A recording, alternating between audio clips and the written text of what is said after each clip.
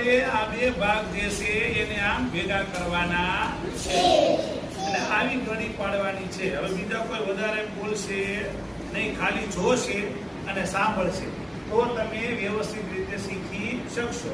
આ બે ભાગ આપણે ભેગા આમ કરી દીધા। હવે પાછા આ બે ભાગ છે તમારે આમ વાળી દેવાના છે અને સરસ મજાની ગળી પાડવાની આવી રીતે નખથી હો ને આમ કરી દીધા એટલે 4 ભાગ થઈ ગયા। તો 1 2 3 અને 4। હવે આપણે આ ભાગ જે છે એને આ બાજુ વાળી દેવાનો।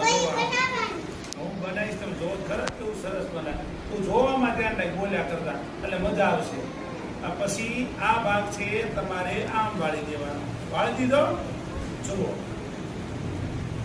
પછી આ ભાગ આમ ખોલવાનો જો આ છે, આને પાછા તમારે આમ વાળી દેવાના।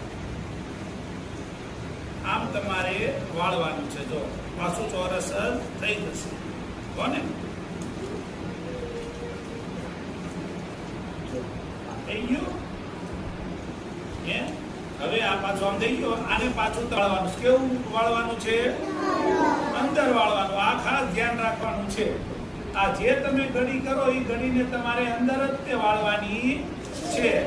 આ પાછી ચોરસ થઈ ગયું અને પાછું તમારે એના ખૂણા વાળી દેવાના। જો આ ખૂણો પાછો આમ વાળ્યો અને ગળી સીધી કરવાની।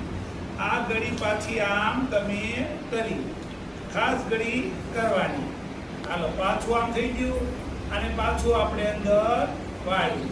આ અંદર વાળી ગળી કરવાની સરસ મજાની, તો તે એ આકાર પકડશે સરસ મજાનો। આમ થયું થઈ ગયું। હવે પાછો ને કઈ બાજુ વાળવાનું છે? અંદરની સાઈડ જ વાળવાનું। ક્યાં વાળવાનું? અંદર વાળ્યું। આ અંદર વાળ્યું।